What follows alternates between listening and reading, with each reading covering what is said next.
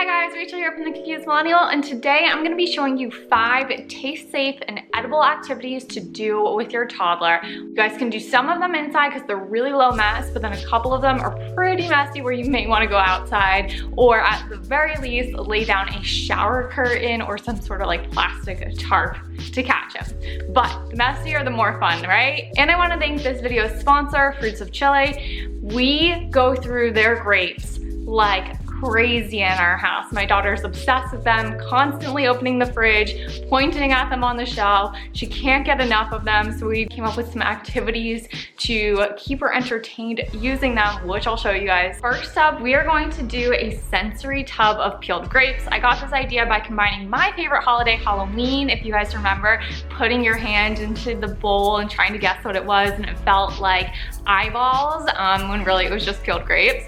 And also just her favorite food, grapes. Ideally, you'll freeze your grapes, but if you're in a time crunch, you can add them to a bowl of ice water.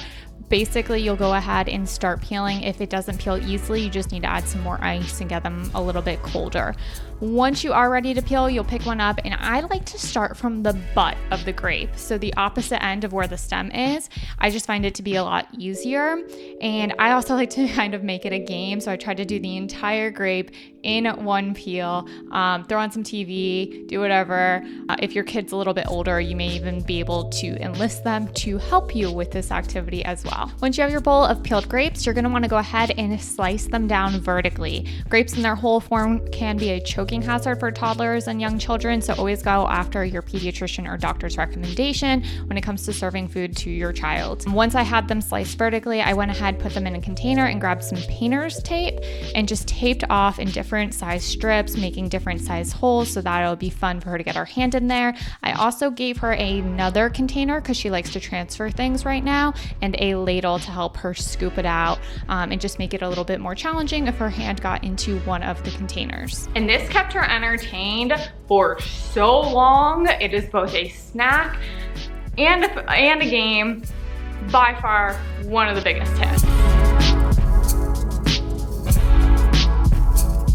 For this next one, you're gonna wanna grab some paintbrushes, and you'll also wanna grab a container or a muffin tray that has kind of a good size divider. And then what we're gonna do is we are going to make some edible paint using yogurt and food coloring. Got the red brush and the red. You're gonna get to play with it. Give me one second. I love that this is literally just 2 ingredients. I did regular Greek yogurt and food coloring, so it had no like flavoring or anything like that, which is why I think she really didn't try to eat it, or never really tries to eat it. Another little hack is if you're just using a piece of paper like I am, tape down the sides with some masking tape so it doesn't get everywhere. You don't have to worry about them throwing the paper on the floor. And for mine, I decided to model some finger dexterity, so I took a grape and sliced it just in half. Obviously, my daughter's a little young for this, but the more you can model stuff like that, the more they'll want to try it down the road. So by slicing the grape in half, it kind of became a stamp, and I made some green food coloring to match the color of the grape, and then I just kind of stamped out what a bushel of grapes looks like and gave it a little blue stem at the top. And that is my little grape bushel. You like my picture? Do you want to try? You can put your grape in here. Get it real covered. So if you have a kid that's a little bit older, you can always have them make the fruit using the fruit stamp. I also gave the grape to her at one point to see if she would try to model it, but she's still a little young. Another one of our favorite activities is rainbow pasta. This is a little bit more involved, so I'll leave a link to see the full tutorial here. You guys can just click it in the description box or right above.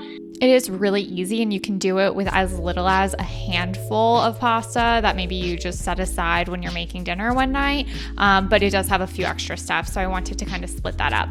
I also added grapes, and my daughter added dog food to kind of make it like a spaghetti dig. She had a blast with this. Another little hack is if your pasta is sitting out for a little while, or maybe you made dinner, set aside the pasta one night and are planning to do this tomorrow, just add some extra water to it to really elongate the life.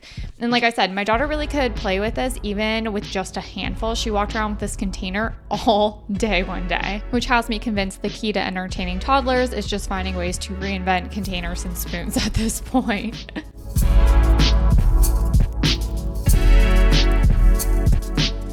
This next one is another one inspired by my childhood. I loved building shapes out of unexpected objects. In fact, I remember in 5th grade, we were given newspaper and tape and we had to fit our entire team into a geodesic dome that we built using the items.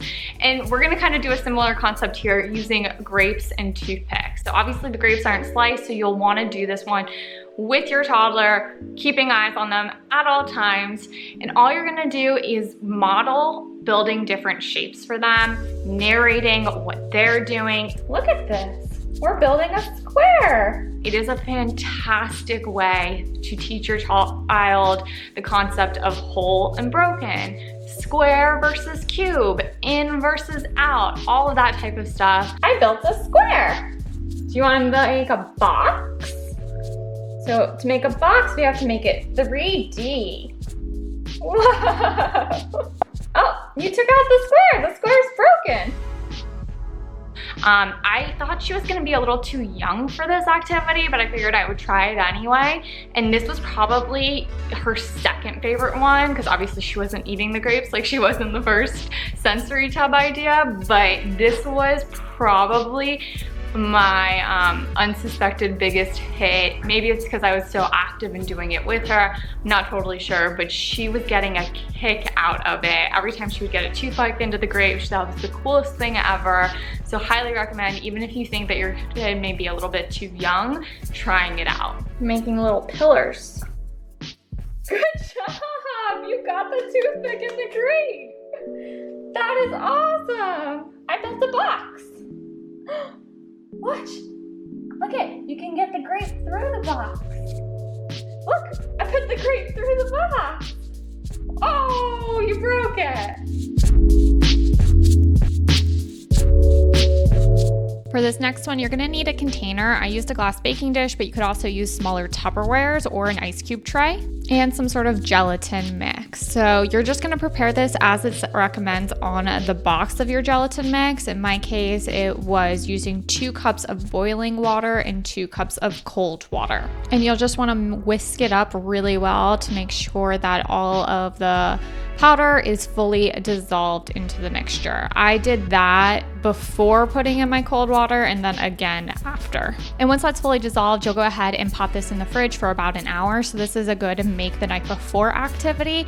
And during that hour, go around your house, figure out what you'll want to put into your Jell-O dig. So I grabbed some grapes here. Those purple elongated ones are her absolute favorite. And then you'll go ahead and just put other items. I wanted some items that would pop out the top so that she could see or start to feel what it was she was digging for. I included a spoon so that way she could use that as a digging utensil. She's really obsessed with empty Easter eggs right now, and trying to make it a good mix of different things that are both edible will help make the activity more fun. She ended up using the Easter egg as another sort of container to put the Jell-O and the grapes in and out of. So again, like I said, just finding tons of ways to reinvent spoons and containers seems to be the key of keeping toddlers happy at this point. And this is another massive favorite. I mean, all of these are really her favorite. When we cleaned this up and took her away from it, she was literally crying. She could not get enough of it. Definitely the most messy. So if you are doing this inside, I would lay down like a plastic tarp, shower curtain, something like that, because things will get everywhere. Be prepared to have bath afterwards. Make sure to hit that notification and subscribe button, because I'm working on a couple more toddler activity videos, including one just based with water and another one based with flour, like that you use to bake stuff with. So I know you guys won't want to miss that. If you haven't already watched my 7 low mess toddler activities using everyday household items, definitely check that out. In the meantime, hit me up on Instagram if you guys just want to chat, say hi, request a specific video, anything like that. Talk to y'all soon.